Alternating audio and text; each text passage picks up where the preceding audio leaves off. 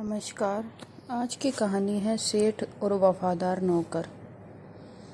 कहानी पसंद आए तो लाइक करें, शेयर करें और सब्सक्राइब करें। कहानी को अंत तक अवश्य पढ़ें। एक बहुत साधारण, बहुत निर्धन व्यक्ति था। थोड़ा बहुत पढ़ा लिखा भी था और नौकरी की तलाश में मुंबई पहुंचा। उसे और तो कोई नौकरी नहीं मिली, मगर एक सेठ के यहाँ झाड़ू लगाने का काम मिल गया। वह हर रोज आता, लंबी चौड़ी दुकान में झाड़ू लगाता। दिन में कई बार वह सफाई करता और जब भी खाली समय मिलता कोई न कोई किताब लेकर बैठ जाता। पढ़ता भी और लिखता भी। उसका लेख बहुत ही सुंदर था। सेठ ने एक दिन देखा और बोले, अरे, तू लिखना जानता है? वह बोला, जी, थोड़ा बहुत लिख लेता हूँ। सेठ ने उसे चिट्ठियाँ लिखने पर लगा दिया। अब वह खूब परिश्रम से सजा सजा कर चिट्ठियाँ लिखने लगा।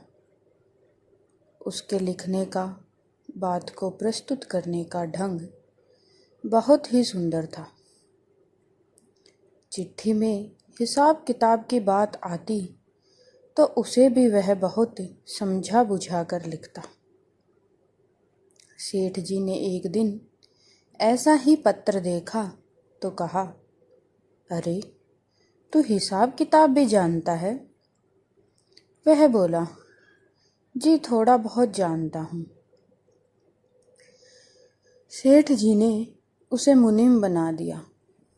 फिर उसके काम से खुश होकर हेड मुनीम बना दिया। अब दूसरे मुनीम उससे जलने लगे। दूसरी तो कोई बात उन्हें नहीं सूझी। सोचा, सेठ जी के कान भरेंगे, इसकी निंदा करेंगे तो इस नए मुनीम की पदवी छिन जाएगी। परंतु निंदा करने की भी कोई बात नहीं मिली। वह सेठ के मकान में रहता था, 2 कमरों में। एक कमरा खुला रहता था और एक बंद। प्रतिदिन जाने से पहले वह इस बंद कमरे में जाता, फिर थोड़ी देर बाद वापस आ जाता। ताला बंद करके ताली को जेब में रखकर वह रोज दुकान पर जाता और सुबह से रात तक अपना काम करता। तभी किसी ने उसे दुकान पर जाने से पहले इस बंद कमरे में जाते देखा। संदेह हुआ कि वह इस कमरे में क्यों जाता है, इसको बंद क्यों रखता है। बस फिर सेठ जी के कान भरे जाने लगे। सेठ जी, यह हेड मुनीम बेईमान है, हिसाब में गड़बड़ करता है, यह रुपया खा लेता है, आपका दिवाला निकाल देगा ये। सेठ जी ने सुना तो कहा, मैं इस प्रकार तुम्हारी बात नहीं मानूंगा। मुझे पता है कि वह बहुत ईमानदार है। तुम लोग केवल ईर्ष्या के कारण ऐसा बोल रहे हो। एक दिन वह हेड मुनीम उसी बंद कमरे में गया और दरवाजा अंदर से बंद कर लिया। दूसरे लोगों ने ऐसे होते देखा तो दौड़ते हुए सेठ जी के पास गए और बोले, चलो सेठ जी, चोर पकड़ा गया। वह बेईमान मुनीम इस समय आपके चुराए हुए रुपए गिन रहा है। इसी समय चलिए, वह रुपयों के साथ पकड़ा जाएगा। सेठ जी तेजी के साथ पहुँचे तो देखा, सचमुच कमरे का दरवाजा अंदर से बंद था। वह गरज कर बोले, कौन है अंदर? दरवाजा खोलो। हेड मुनीम ने अंदर से आवाज दी। मैं हूं महाराज। सेठ जी ने क्रुद्ध होकर कहा।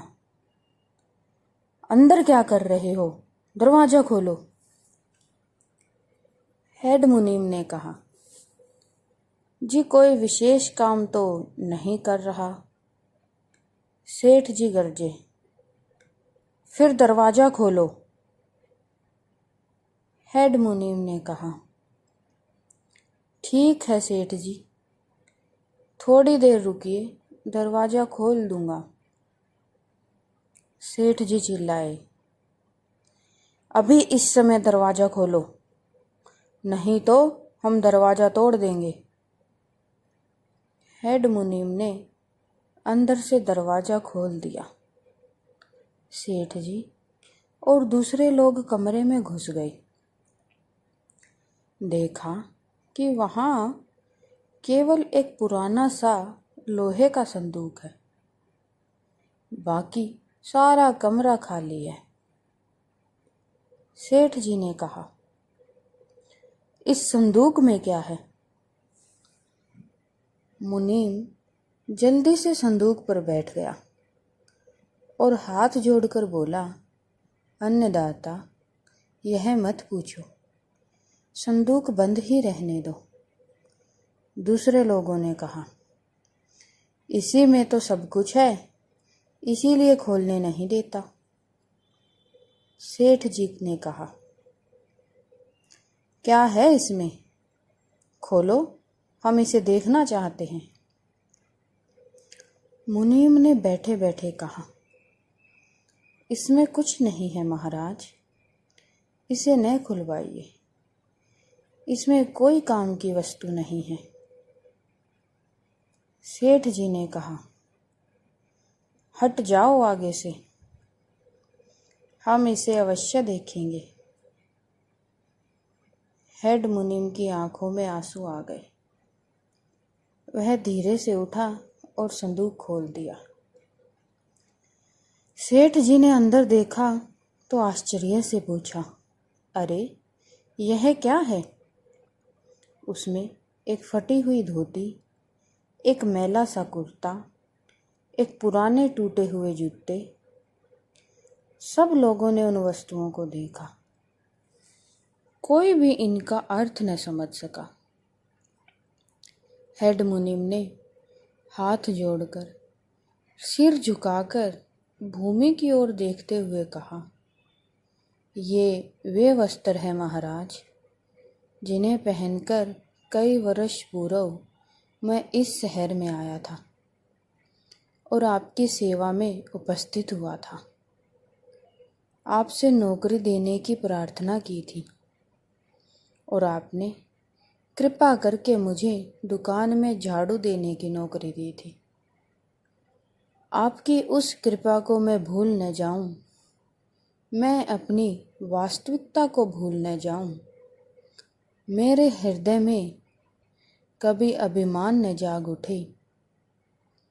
इसीलिए प्रतिदिन दुकान पर जाने से पहले मैं इन वस्त्रों को देखता हूँ और प्रभु से प्रार्थना करता हूँ कि मुझे अभिमान से बचाए रखें और मुझे शक्ति दें कि मैं अपने अन्नदाता की सेवा अधिक मेहनत और अधिक ईमानदारी से कर सकूं। सेठ जी ने जब यह बात सुनी तो उनकी आंखों से आंसू आने लगे। उन्होंने मुनीम को अपने गले से लगा लिया और कहा, मुनीम जी, आप धन्य हैं। अगर तुम्हारी तरह सभी लोग ऐसा ही करें तो इस दुनिया से पाप का नाश हो जाए, क्योंकि अभिमान ही पाप का मूल है। कहानी पढ़ने के लिए आपका बहुत बहुत धन्यवाद। हमारे चैनल को लाइक करें, शेयर करें, ज़्यादा से ज़्यादा सब्सक्राइब करें। कहानी कैसी लगी कमेंट्स में लिख के अवश्य बताएं। नमस्कार।